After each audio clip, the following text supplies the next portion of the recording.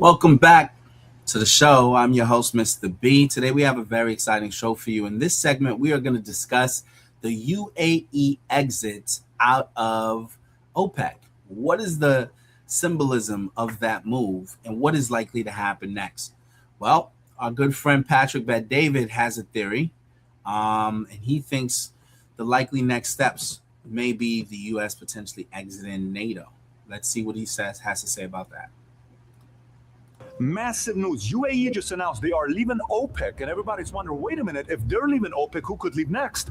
Because UAE was number 4 on the list. Number 1 was Saudi, number 2 is Iraq and Iran, and then number 4 is UAE. You mean to tell me they're now leaving? Yes. They were producing more than Venezuela recently. They were, but they're leaving. Why are they leaving? They want independence. They want to be able to scale a little bit more. They no longer want to be tied to OPEC. Who has left in the past? Because they got 13 members today. Didn't Qatar leave in 2019? They did. Didn't Ecuador leave in 2022? They did. Didn't Angola leave in 24? They did. Didn't Indonesia leave in 09 and then they came back in 16 and then they suspended again? So Indonesia left as well. Yeah, so what's left? So now conversation becomes about, could a U.S. leave NATO?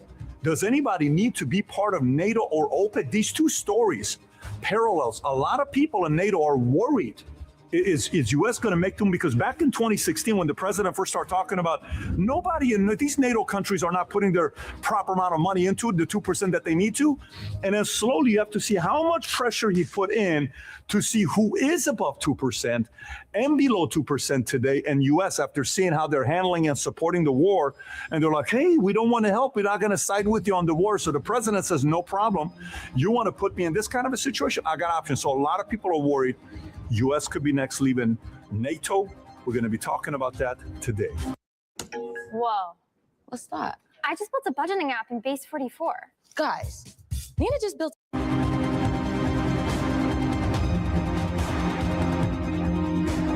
If you get value out of this video, give it a thumbs up. And to the 51% that's still not subscribed, or you watch us on a weekly basis, if you get value, subscribe to the channel. Having said that, let's get right into it. Okay, so NATO and OPEC. NATO got started on 49, the North Atlantic Treaty Collective Defense Pact versus the Soviet Union. Back then, everybody was afraid, these communists. Now, some people were saying maybe there's no need for it, right?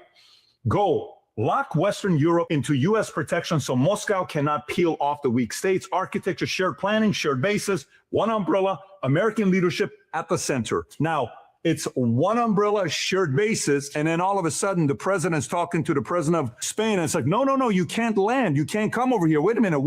You're not even doing 2%, you progressive socialist leader of Spain. Who are you to even be talking? Nope, you can't land here. Oh, really? No problem. By the way, do you know in NATO, in the history of NATO, since they got started in 1949, you know how many countries have left NATO? Only one, and they came back. You know who that was? France left. Well, France came back. But if U.S. leaves, and U.S. is 75% of all the military spending budget, like how much they invest into their military. If they leave, it's a massive shakeup in NATO. Now let's look at OPEC. Got started in 60. Iran, Iraq, Kuwait, Saudi, Venezuela. From OPEC, producers coordinate policy pushback on Western oil majors, sovereignty through cartel power, not the kind of cartel you think about, but still it's cartel. Like UAE is a family that owns a lot of that oil. So it's form of a cartel, not taking whatever price the market gives. So UAE leaves saying, look, one, you are limiting me for how much I can produce. I leave you. I'm not limited to only 3.5 or 5 million a day. I can maybe go to 7.5, 10, 11 million a day, make more money, and I dictate my prices. And I don't need to abide by OPEC. So that's one of the reasons why they're doing that. So both start as power multipliers, join the club, punch above your weight. And then when designs turn into dependence, Europe leans on U.S. for strategic lift, ISR, missile defense, and nuclear deterrent. We know only 3 countries in NATO have nuclear powers, U.S., UK, and France. It's the only 3 that do out of the 30-something members that they have. But don't worry about it. We don't need to put that much money into it. U.S. is going to take care of it. This is the chart that everybody sees with NATO. This is the budget. Look at Spain. And I look at U.S. U.S. puts in $935 billion per year. Spain's like, why would we spend that kind of money? U.S. is here. No one's going to mess with us. Let them spend the money. We'll freeload and we'll get protection with them, right? We don't need to let this crazy rich guy pay for the bill. You go to dinner with somebody and you make the money. Everybody waits for you to pay the bill. Spain is the one that when you go to dinner, they're like, oh, he's the guy that gets up and goes to the bathroom because he can't find his wallet. And it's like, and the U.S. has got like, all right, you're going to do this again to me? Boom, you put the card down. That's Spain. That's U.S. So Let's take a look at this. Promise versus reality. NATO's promise was what? Attack one of us, you fight all of us. Wait a minute. How about this recent war that, no, you started it, not now, but anytime else, like U.S., you better take care of Ukraine. Ukraine's not a NATO member, yes, but they're allies and they're neighbors. And if we don't protect Ukraine, Russia, so you want me to give you $160 billion? Yes, but that's the right noble thing to do. And let's make sure we put all our pins on our jackets when we go places to show that we're globalists and we're all about this. But wait a minute, America, we've been defending you all this time. You don't, no, we can't do that. That's too much. That's not, you got the money, you can afford it. You don't need us. We're small little countries like Spain. You don't need me. You don't need us. You're so powerful. You got this under control by yourself. Oh, really? Yeah. Can I show you guys a chart? Yeah, for sure, Phil. What chart do you want to show us? Let me show you guys a chart. So here's a NATO member defense spending as percentage of GDP. You ready? Spain, 1.43%. Your target needs to be 2. Luxembourg, this is 2024. Numbers have changed. I'll show you today's numbers.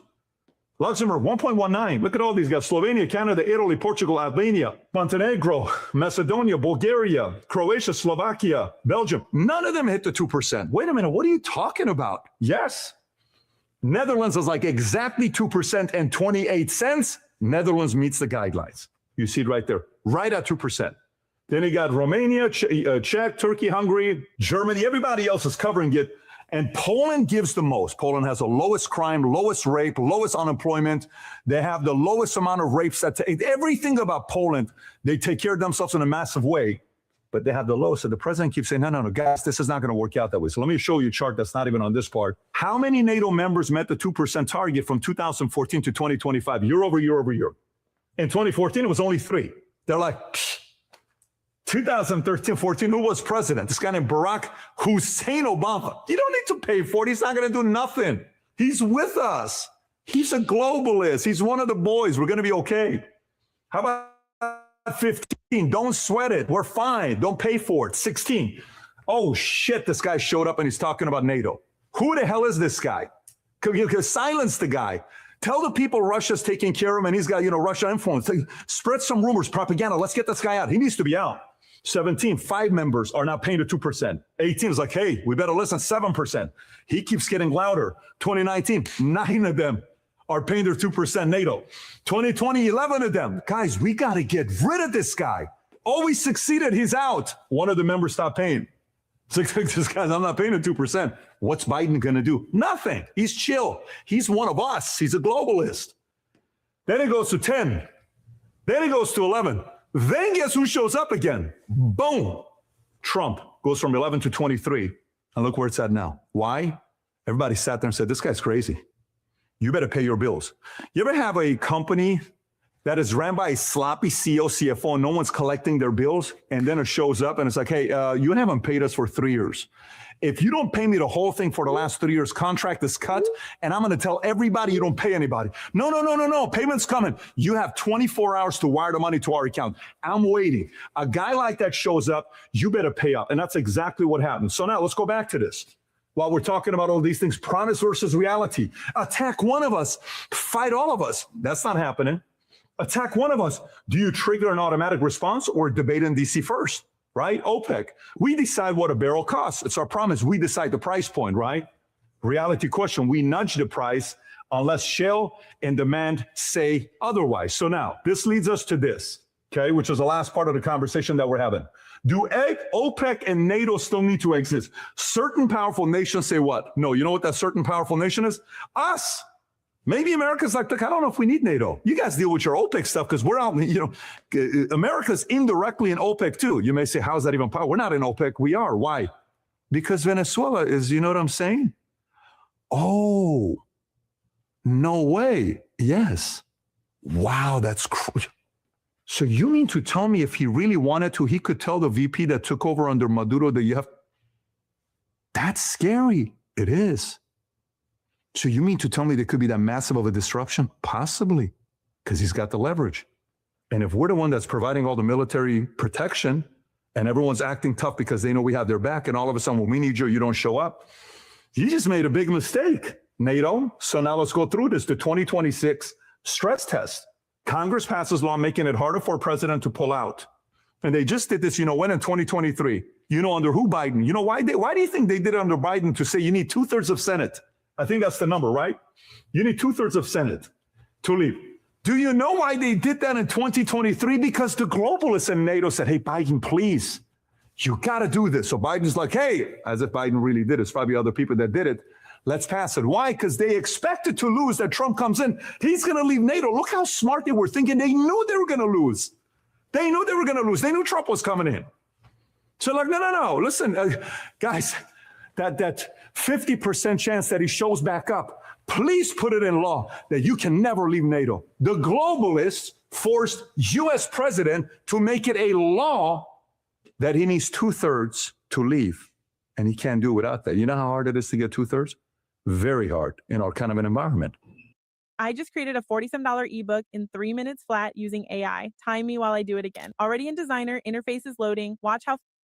Still running the world or just marking time?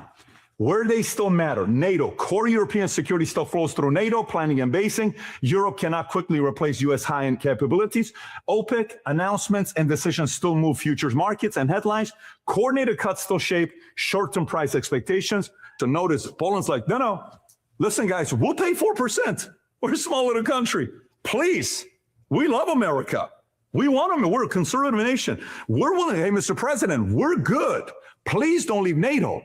Spain's like, what are you going to do? We're Spain. Do you know what Spain has? We have incredible food. We have flamenco. We know how to do all this other stuff. You're going to leave that? Beautiful women, good-looking people. You're going to leave us? You're at it. They'll never do it. So the president is in a weird situation, but knowing him, he's super creative. He knows what these guys did with Section 1258 in 2024 defense. He knows. Slick. These guys knew they were going to lose. And if Biden didn't know they were going to lose, you know who knew they were going to lose? NATO knew they were going to lose. Think about NATO knew Trump's coming back. Can you imagine that? That they knew. Oh, my God, please put it in there. So what are you doing? You're a leader. What do? You're funding most of these guys. Out of the $1.3 trillion budget that we're talking about, 68 to 70% of the spending comes from U.S. 1.3. You're paying 68 to 70% to protect a nation that needs your help. You don't need to protect. You don't need their help. If France has a couple nukes, UK has a couple nukes. We got 10,000. I don't know what the number is. It's a little over. It's between 8,500 to 12,000 is what we have. Why are we part of NATO? Why? Why are we doing this? This is kind of weird to be in a situation like this. What would you do as a president? Do you not think you as a president want this leverage? Do you not kind of get upset that the previous president made it tough that we can't leave? Why create such a difficult non-compete for me to leave? Do you want that kind of a non-compete? Who the hell wants that kind of a non-compete? Aren't the liberals that negotiate for non-competes to be gone? So why are you adding a non-compete for a president to not be able to remove 2/3? Kind of weird when you think about it. So having said that, this is the issue that's being faced. NATO's almost made it impossible for U.S. to be able to leave NATO with the help of a U.S. president. So if you got value out of this video, give a thumbs up. And if you're part of the 51% who loves our content, but just hasn't yet smashed that subscribe button wherever it's at, if you got value out of this, press that subscribe button. It helps our algorithm a lot. And if you want to get these notes that we talked about today, there's going to be a QR code somewhere around here for you to go get the notes on PBD Entrepreneur Circle. And last but not least, 2 years ago, I did a video called NATO Exposed. This is way before all this stuff was happening. If you've never seen this video, go watch this video, NATO Exposed, of what we talked about a little over 2 years ago on NATO. Take care. Okay, that was Patrick Bet-David laying out what he thinks is likely to happen. I do agree that there is a high possibility that Trump may leave NATO as a result. I think Trump is weighing his options. One thing Trump does value is loyalty. And, given everything that the U.S. has done for NATO, the fact that they have not really lifted a finger to help much, not even letting us use their bases to launch attacks against Iran, nothing. Now, I am not supporting the move that Trump made to attack Iran. So I'm not on that side. Even though I support Trump, I don't support that decision. But I do think Trump makes a very valid point when we start talking about the alliance that he had, that if one is in a war or a battle with any other country, that they should have allies. I mean, Ukraine is not a NATO member, and we've been helping Ukraine not because we have any peace treaties or any sort of treaties with Ukraine, military treaties. We're just helping Ukraine as a favor to NATO, the countries in NATO who feel threatened by Russia's presence and influence. So in my view, I believe that Trump has grounds for really feeling away about none of that NATO countries really helping him. In fact, they kind of spoke up against the war. So in that sense, if you're, always a guy who's lending a helping hand to everyone else, and in the moment you're in need, everyone turns their back on you, you have to do some things different. Now, it is 100% true that these guys anticipated that Trump may come back into power, and they somehow convince the existing power structure under Joe Biden to sign a law that makes it impossible to get 2/3 votes for Trump to leave NATO, because really they're all kind of neocons, and they want to always be able to tap into our reserves to fund their wars. So we'll see how Trump actually handles that. It is likely that even though he's in NATO, he can just simply not provide any support, or he can side with Russia on certain things as saying, hey, I side with you. I am not going to get involved in anything that you're doing pertaining to any European country. And if you want to go crazy, we're not sharing any intelligence. We're not doing anything. We're not doing anything. I think Trump could do that and still be in NATO. Hey, we don't want to get involved. You guys figure it out. Russia, I think you have a valid point. Whatever measures you're going to take, I'm going to sit it out. In the same way that they're sitting out the war with us on Iran, Trump can actually say that. He can say, hey, you know what? I'm going to sit it out. I don't want nothing to do with it. And guess what? They're in trouble. Right? Now, he's asking for Greenland. I don't know if they're going to give it to him. They don't seem to want to cooperate with Trump that much. So I don't see how it works. But, you got other politicians that kind of play both sides of the fence, if you will. They make it seem like they're at home with Trump, but really they're conspiring with some of the NATO members to try to hinder Trump from leaving. So it'll be interesting to see what his next moves with that are. He's got a couple more years in the office, and we're going to have to see what happens next. But I think a lot of the things that's going to happen will likely happen after the midterms. I don't think Trump is making any major decisions, especially on NATO at this point. With regards to OPEC, I think OPEC is likely to fall apart, because it's likely that countries will be more incentivized to do individual deals, oil deals, rather than having one big conglomerate set the price globally. They'll just undercut the price against the big conglomerate and do deals that way, which will force the prices back down, which I think is ultimately what Trump wants. So that the prices aren't just set by this body, there'll be multiple people you can go to get a better price. Well, that's my view on this particular segment. I thank you guys for joining me. If you are not subscribed, I definitely ask that you like and subscribe, stay connected, as this is one of the many topics that we cover. Politics is one of them. So I definitely invite you guys to weigh in on everything pertaining to this story. Share your thoughts. All right, until we speak again, God bless you.